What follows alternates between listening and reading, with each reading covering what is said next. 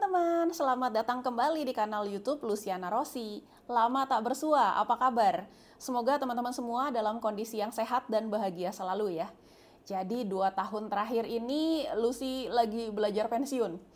Terima kasih kepada bisnis network marketing atau bisnis MLM, akhirnya setelah konsisten dan serius dikerjakan beberapa tahun, akhirnya impian untuk bisa pensiun muda dan keliling dunia pakai campervan bisa terwujud juga. Jadi 2 tahun ini aku lebih aktif di kanal YouTube sebelah, Bobo di Mobil namanya. Tapi hari ini lagi agak lengang karena campervan-nya lagi direnovasi supaya bisa lebih nyaman lagi. Dan kita mau lanjutin video yang terakhir. Jadi di video terakhir aku bacain buku ini, Freedom is Not Free, di bab yang pertama, dan tanggapan teman-teman positif sekali. Pada minta lanjutin dong bab yang kedua dan bab-bab selanjutnya. Oke, siap. Hari ini kita lanjutkan ke bab yang kedua ya. Bab yang kedua judulnya adalah sikap adalah aset yang berharga. Dalam bidang apapun, sikap adalah faktor penting yang menentukan kesuksesan, melebihi faktor teknis dan bakat. Sikap adalah aset yang berharga. Contoh, dalam kontes kecantikan misalnya, pemilihan Miss Universe, yang dinilai tidak hanya faktor kecantikan semata, melainkan sikap para kontestan juga turut dinilai. Contoh lain, ketika terjadi serangan teroris 11 September di Amerika Serikat, hampir semua maskapai penerbangan mengalami kerugian.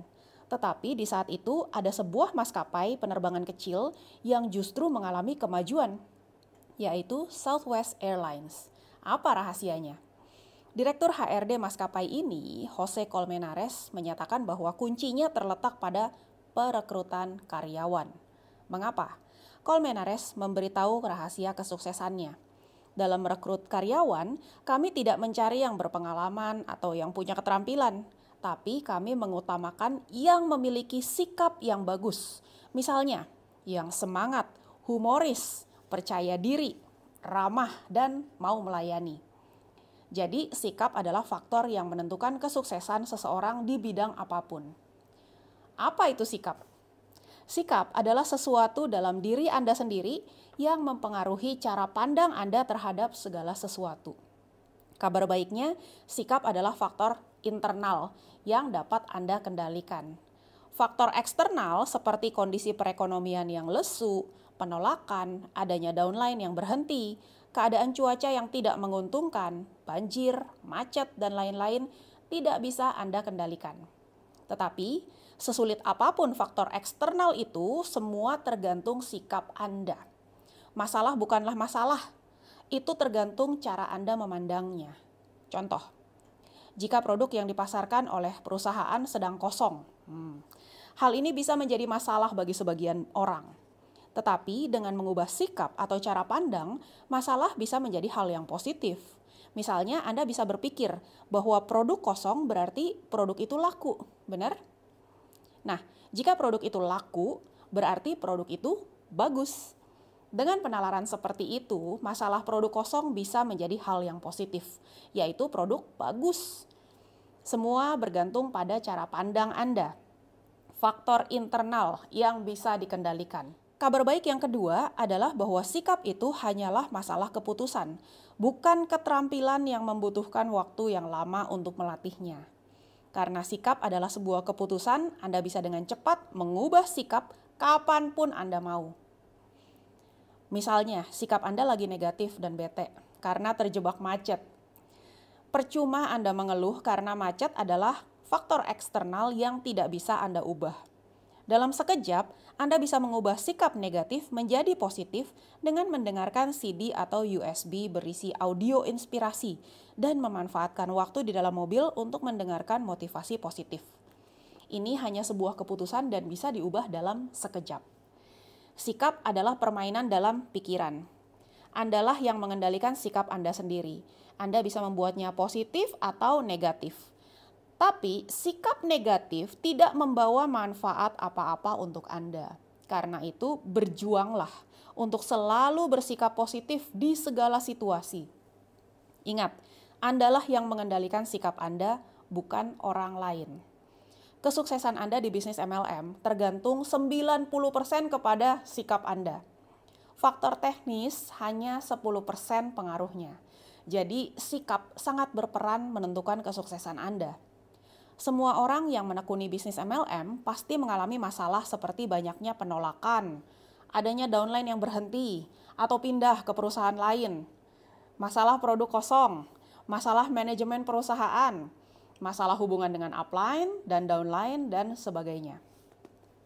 Sebagian besar dari mereka yang mengalami masalah ini akhirnya memilih untuk berhenti dari bisnis MLM. Tetapi ada sebagian kecil yang tetap bertahan dan akhirnya mereka sukses. Jika masalah yang dialami sama, mengapa ada yang gagal dan ada yang berhasil? Ya, meskipun mereka mengalami masalah yang sama tetapi sikapnya berbeda. Kelompok yang lebih kecil memilih untuk bersikap positif, sedangkan kelompok mayoritas bersikap negatif. Jika Anda cenderung bersikap negatif, maka hanya tinggal tunggu waktu saja Anda berhenti di bisnis MLM. Contoh berikut saya ambil dari pengalaman saya di awal saya membangun bisnis MLM. Waktu itu saya bersama seorang teman menghadiri sebuah pertemuan presentasi bisnis yang diselenggarakan di sebuah hotel. Ketika acara dimulai, ternyata penampilan presenternya sangat mengecewakan. Cara presentasinya tidak jelas dan tidak menarik. Saya langsung ngomel dalam hati dan mulai komplain dengan SMS ke upline. Pak, presenternya jelek. Gawat ini, saya mengundang teman lagi. Tetapi upline saya menjawab, nah itulah hebatnya bisnis ini. Yang jelek saja bisa, apalagi Anda. Kalimat yang singkat dari upline saya langsung mengubah sikap saya seketika itu juga. Saya pikir benar juga ya. Orang dengan kemampuan jelek seperti ini saja bisa sukses, apalagi saya. Presenter yang jelek justru membuat saya tambah semangat. Semua hanya karena sikap. Tetapi bagaimana dengan teman saya itu? Dia tidak bergabung. Saya yakin banyak orang yang melihat presentasi yang tidak menarik memutuskan untuk tidak bergabung. Tetapi hanya sedikit orang yang bisa tetap bersikap positif melihat sebuah presentasi yang tidak menarik. Faktor eksternalnya sama. Bedanya di sikap. Sungguh beruntung kita menjalankan bisnis MLM. Sebuah bisnis yang 90% kesuksesan tergantung kepada sikap. Faktor internal yang bisa kita kendalikan. Dan dalam sekejap bisa diubah. Tetaplah bersikap positif. Butterfly Effect. Sebuah ungkapan tentang sikap mengatakan, attitude is a small thing that makes a big difference. Sikap adalah hal kecil yang membuat perbedaan besar. Karena hal kecil, maka sikap cenderung disepelekan. Padahal hanya karena hal kecil yang namanya sikap, nasib seseorang bisa berakhir tragis ataupun sebaliknya, happy ending. Pernah mendengar istilah butterfly effect? Ini adalah istilah dalam teori kekacauan atau chaos theory, bahwa perubahan kecil pada satu tempat dalam suatu sistem dapat mengakibatkan perbedaan besar di kemudian hari. Butterfly effect merujuk pada sebuah pemikiran bahwa kepakan sayap kupu-kupu di hutan belantara Amazon, Brazil dapat mengakibatkan angin tornado di Texas, Amerika Serikat beberapa bulan kemudian. Bayangkan, hanya kepakan sayap kupu-kupu tetapi mengakibatkan tornado di bagian lain dari bumi. Butterfly effect dengan tepat menggambarkan pengaruh sikap sebagai hal kecil yang berdampak besar. Sikap adalah faktor internal yang bisa diubah karena merupakan pilihan. Anda mau bersikap positif atau negatif adalah sepenuhnya pilihan Anda sendiri. Bukan pilihan kondisi atau pihak lain. Anda sepenuhnya mengendalikan pilihan Anda. Jadi sikap adalah hal kecil yang bisa Anda kendalikan. Tapi meskipun kecil, Anda harus memperbaiki sikap Anda sebelum mendapatkan hal-hal besar. Saya sering mengajukan pertanyaan kepada para pelaku MLM. Mana lebih dahulu? Menjadi sukses atau bersikap sukses? Hampir semua pelaku MLM mengetahui jawabannya. Bersikap sukses terlebih dahulu. Tapi seringkali penyebab orang gagal di MLM adalah masalah sikap. Mereka gagal bersikap positif. Ketika bisnis mereka sedang berkembang dengan benar, sangatlah mudah untuk bersikap positif. Tetapi keadaannya berbeda jika bisnis sedang bermasalah. Semua pelaku MLM pasti menghadapi masalah, terutama di awal karir mereka. Disitulah ujiannya. Sebagian besar pelaku MLM gagal total. Saya ulangi, berdasarkan pengalaman, sebagian besar pelaku MLM gagal total di awal karir mereka. Bukan karena mereka tidak berbakat, melainkan karena masalah kecil itu, sikap. Banyak yang mengharapkan kesempurnaan dari bisnis MLM yang mereka jalankan. Mereka ingin produk yang sempurna, manajemen yang sempurna, marketing plan yang sempurna, upline yang sempurna, downline yang sempurna, dan support system yang sempurna. Tapi tidak ada yang sempurna. Mereka pun kecewa. Mereka gagal mempertahankan sikap positif. Beberapa di antara mereka menjadi negatif terhadap bisnis MLM. Beberapa lagi pindah ke perusahaan lain dan meneruskan pencarian mereka akan MLM yang sempurna. Dan tebak, mereka kecewa lagi, negatif lagi, pindah lagi, menjadi kutu loncat MLM ataupun menjadi anti MLM. Begitulah yang terjadi. Sikap sering menjadi penghambat. Penyakit situ sinis. Di kalangan para pemimpin, sikap juga berperan penting dalam menjalin hubungan ataupun mengatasi masalah. Orang tidak bermasalah dengan sekelilingnya, orang bermasalah dengan dirinya sendiri.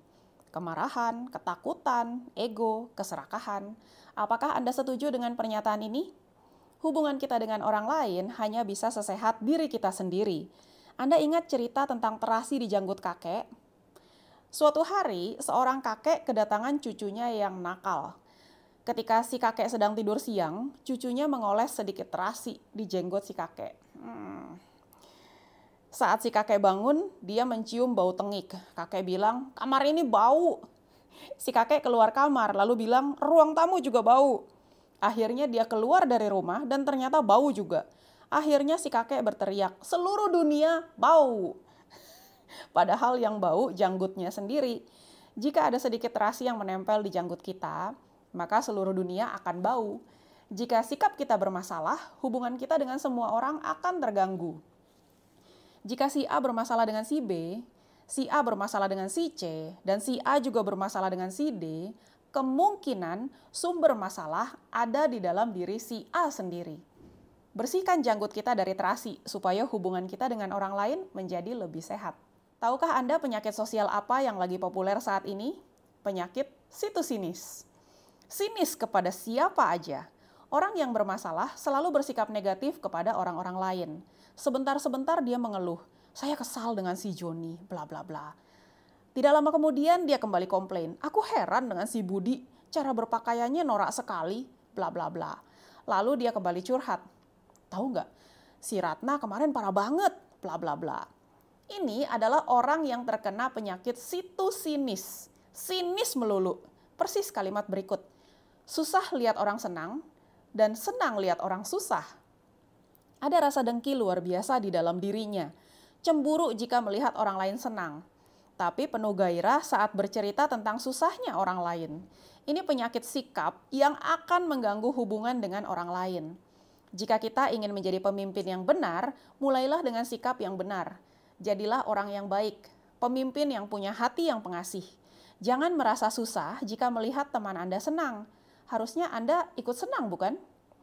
Demikian pula, jangan merasa senang melihat kesusahan orang lain. Kemana hati nurani kita? Kok bisa bahagia melihat penderitaan orang lain?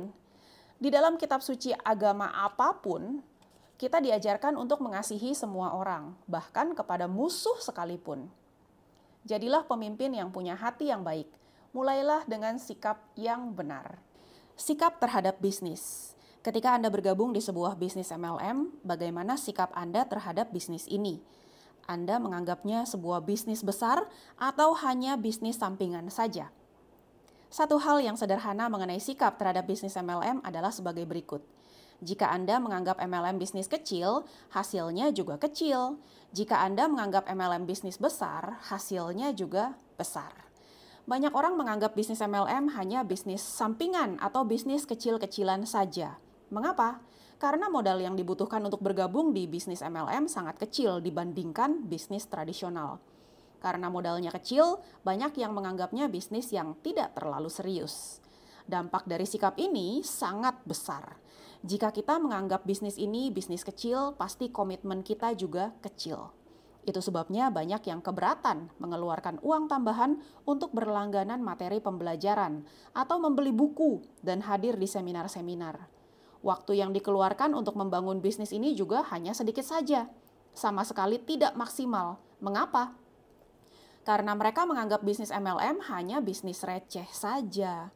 Inilah penyebab utama mengapa sebagian besar orang yang menjalankan bisnis MLM gagal total. hanya masalah sikap. Hal sepele yang berdampak besar. Sebaliknya, mereka yang menganggap bisnis MLM adalah bisnis besar akan mengeluarkan seluruh potensi mereka secara maksimal. Seluruh sumber daya yang dimiliki seperti waktu, tenaga, dan uang akan dikerahkan untuk membangun bisnis MLM mereka. Sama seriusnya dengan membangun bisnis tradisional bernilai miliaran. Mereka tidak keberatan untuk membayar biaya pelatihan dan membeli materi pembelajaran. Mereka juga akan fokus menggunakan cukup banyak waktu untuk membangun bisnisnya. Hasilnya, bisnis mereka pun berkembang menjadi besar. Saya salut dengan seorang pemimpin MLM sukses di Indonesia yang bercerita ketika di awal beliau bergabung. Sewaktu tanda tangan untuk join yang nilainya hanya di bawah Rp100.000, beliau mengatakan seolah-olah menandatangani akte perusahaan besar dengan namanya sendiri. Jadi dia memulai bisnis MLM dengan sikap yang tepat. Tak heran bisnisnya menjadi salah satu yang terbesar di dunia. Jadi, bagaimana sikap Anda terhadap bisnis MLM yang Anda jalankan? Sikap mandiri. Sikap mandiri adalah salah satu sikap yang sering saya tekankan kepada member baru yang aktif. Sikap mandiri diwakilkan oleh satu kalimat singkat. Ini bisnis saya sendiri. Dengan menganggap bisnis ini sebagai bisnis kita sendiri, maka kita akan secepat mungkin belajar bagaimana caranya menjalankan bisnis dengan benar. Meskipun di awal kita mungkin dibantu oleh upline, namun sikap ini membantu kita untuk belajar dengan cepat supaya tidak bergantung kepada upline. Saya sarankan Anda membeli materi pembelajaran yang mengajarkan langkah-langkah untuk membangun bisnis dan juga menghadiri pelatihan khusus member baru. Mereka yang bergantung kepada upline hampir dipastikan bisnisnya akan berjalan dengan lambat atau berhenti. Mengapa? Karena ini bisnis kita sendiri. Anda bisa sukses karena Anda sendiri. Jika Anda gagal juga karena Anda sendiri, bukan karena upline, downline, atau crossline. Tidak ada orang lain termasuk upline Anda yang baik hati yang akan membangun bisnis Anda. Anda yang bertanggung jawab atas bisnis Anda sendiri. Sikap mandiri akan mencegah seseorang untuk menyalahkan orang lain di balik kegagalan mereka. Jangan menyalahkan upline karena tidak membantu Anda. Meskipun upline atau sponsor Anda menjanjikan bantuan, ingatlah kenyataan bahwa upline tidak berkewajiban membantu Anda. Karena bisnis MLM didesain sebagai sebuah bisnis mandiri bagi semua orang. Skema pembagian bonus di MLM juga sangat adil, sehingga mereka yang bekerja lebih keras sangat mungkin memiliki peringkat dan penghasilan di atas upline. Karena itu jangan menyalahkan upline, apalagi marah karena mereka tidak membantu Anda seperti yang pernah dijanjikan. Karena bisnis Anda bisa lebih besar daripada upline Anda. Banyak yang berargumen upline harus membantu karena beranggapan bisnis kita juga milik upline. Mereka bilang, enak aja upline tinggal menikmati hasil kerja kita. Sikap ini bukan sikap mandiri. Lagi pula, pandangan bahwa upline hanya menikmati yang kita kerjakan juga tidak sepenuhnya benar. Ingatlah hal ini. Sebesar-besarnya bisnis Anda, itu hanya satu kaki dari upline Anda. Untuk punya penghasilan dan peringkat tinggi, upline Anda harus mempunyai minimal 2 kaki yang berkembang. Karena itu bersikaplah mandiri dan jangan bergantung kepada upline. Bisnis Anda bisa melebihi upline. Jangan punya mental pengemis, yaitu suka meminta-minta downline atau spillover. Istilah upline memasang downline baru di bawah jaringan Anda. Meskipun upline Anda pernah menjanjikan, tapi setelah Anda berada di dalam bisnis ini dan serius, saya ingin sampaikan kenyataan bahwa bisnis Anda bisa lebih besar dari upline tanpa bantuan upline sekalipun. Miliki mental memberi, bukan meminta-minta. Jangan tanya apa yang upline bisa berikan kepadamu, tapi tanyakan apa yang bisa Anda berikan kepada tim Anda. Itu baru namanya sikap mandiri. Pada akhirnya, mereka yang mandiri dan bertanggung jawab akan menjadi pemimpin besar dengan penghasilan besar. Sikap rendah hati. Sikap penting berikutnya adalah sikap rendah hati. Sikap ini membantu seseorang untuk mempelajari langkah-langkah dasar yang sesuai sistem. Ini mencegah seseorang untuk bersikap sok tahu. Mempelajari langkah-langkah sederhana sesuai sistem Sangat penting untuk memastikan terjadinya duplikasi. Juga penting untuk menjaga langkah-langkah tersebut tetap sederhana dan tidak tergoda untuk kreatif dan menambah langkah-langkah lain di luar sistem. Untuk itu diperlukan kerendahan hati untuk bersikap sebagai gelas kosong yang siap belajar dan tunduk kepada sistem. Ini seringkali tidak mudah bagi beberapa orang, terutama yang mempunyai latar belakang pimpinan perusahaan konvensional, yang di dalam bisnis MLM harus mendengarkan upline-nya yang kemungkinan hanya seorang mahasiswa atau karyawan biasa. Sikap rendah hati akan membantu seseorang untuk tunduk kepada sistem yang sudah terbukti. Pengalaman atau keterampilan kita di bisnis konvensional belum tentu relevan dengan bisnis MLM yang unik. Waspadai sikap big shot. Sampai kapan seseorang harus menjaga sikap rendah hati? Sikap rendah hati harus dijaga selamanya.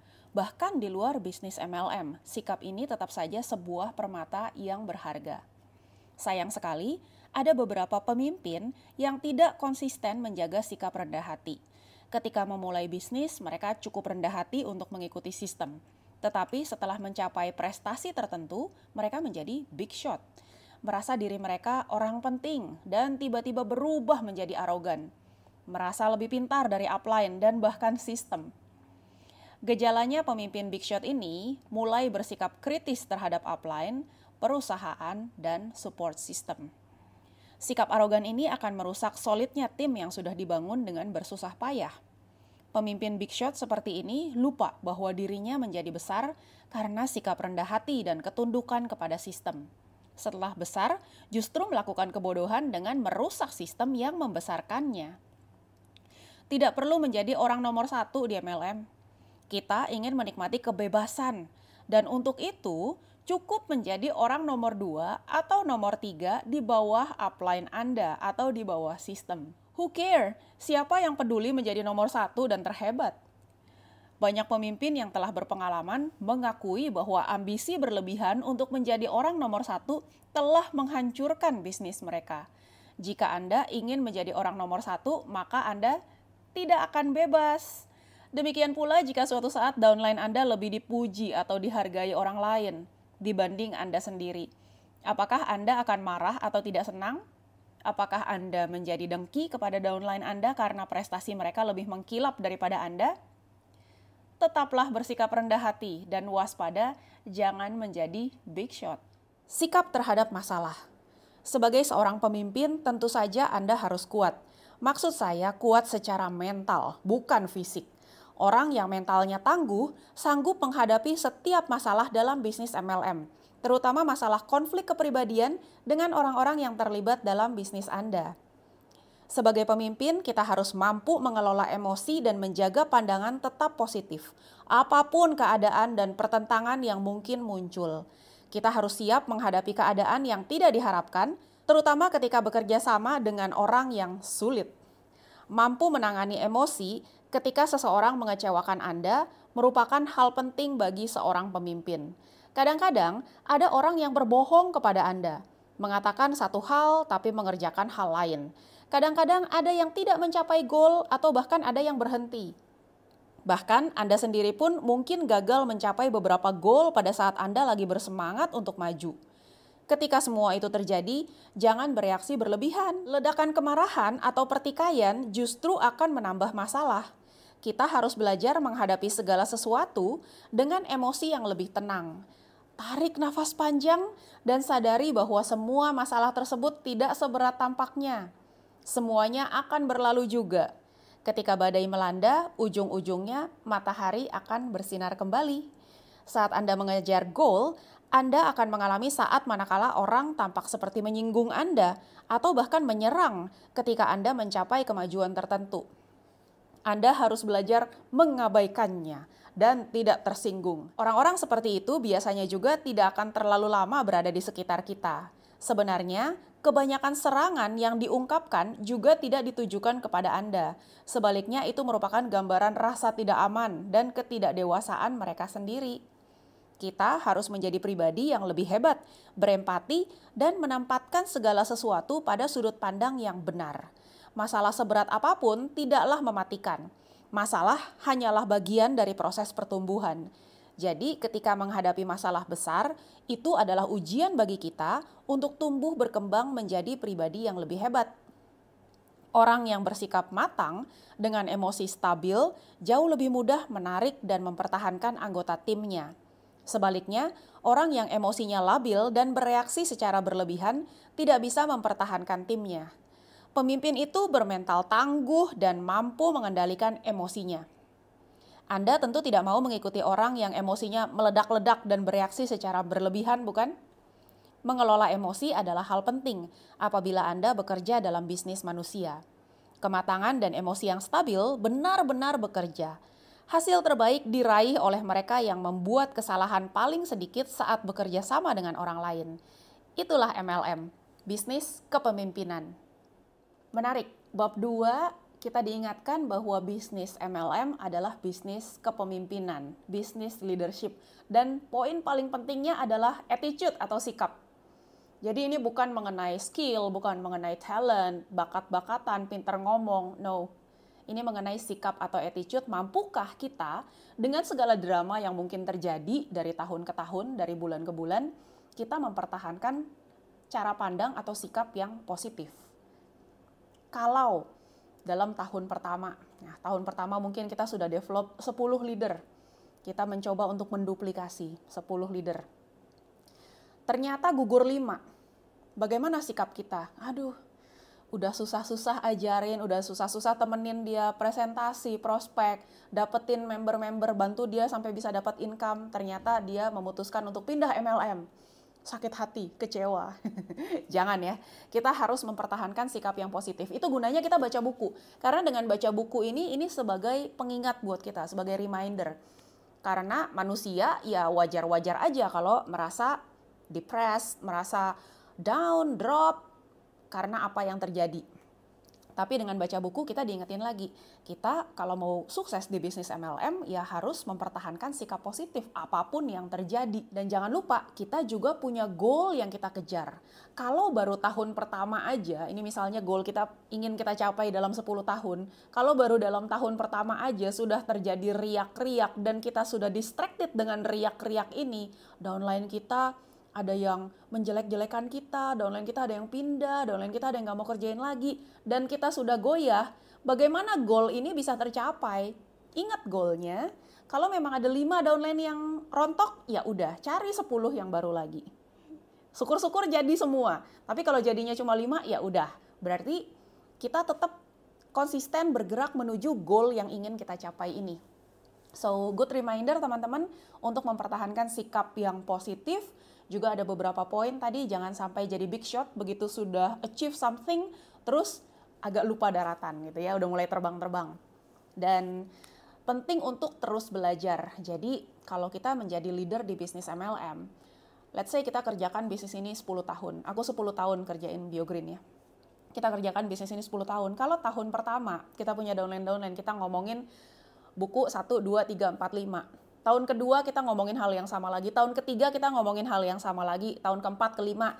Bosen nggak orang-orang? Tentu bosen. Jadi kita sendiri juga harus punya sikap mau belajar. Harus menambah ilmu kita.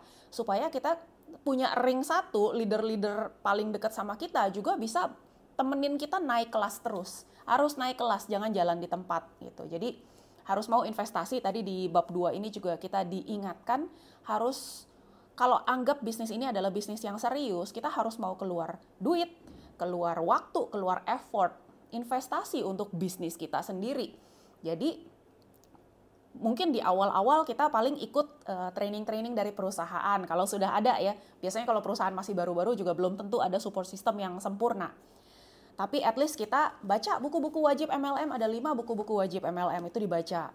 Terus kalau udah beres itu semua, kita mau naik kelas, bisa ikut seminar-seminar atau pelatihan-pelatihan. Dulu di tahun kedua atau ketiga itu aku udah ikut seminarnya Tony Robbins. Nggak datang ke Jakarta orangnya, kita yang nyamper. Waktu itu paling dekat adanya di Singapura, jadi terbanglah ke Singapura. Dan kalau bisa jangan sendiri, bawa juga leader ring 1-nya. Dulu aku bawa beberapa tim aku untuk kita sama-sama belajar di seminarnya Tony Robbins. Terus setelah itu juga waktu pandemi, tetap belajar. Ada seminar-seminar online gitu. Bayar nggak? Bayar. Waktunya berapa lama? Bisa 3 hari, bisa 4 hari. Effort juga gitu. Harus dengerin terus, apalagi dalam bahasa Inggris kan harus lebih usaha tuh, lebih fokus lagi ngedengerinnya. Harus sambil mencatat. Nah itu sikap untuk mau belajar, untuk naik kelas. Supaya apa? Supaya tim kita juga bisa berkembang terus. Kalau nggak orang bosan ketemunya. Modulnya itu lagi. Kan kita rutin kasih training buat tim kita kan. Ilmunya juga harus harus berkembang. So, itulah reminder dari bab 2. Nanti kita ketemu lagi, kita bahas yang bab 3 masih dari buku yang sama. Jangan lupa subscribe biar nggak ketinggalan untuk chapter yang berikutnya. Terus aktifkan juga loncengnya. Kalau teman-teman merasa channel ini bermanfaat, boleh juga share link video ini kepada teman-temannya atau circle-nya yang kira-kira pengen juga untuk menambah ilmu di bidang network marketing. Terima kasih sudah nonton, stay positive, stay happy, healthy, and wealthy. Bye!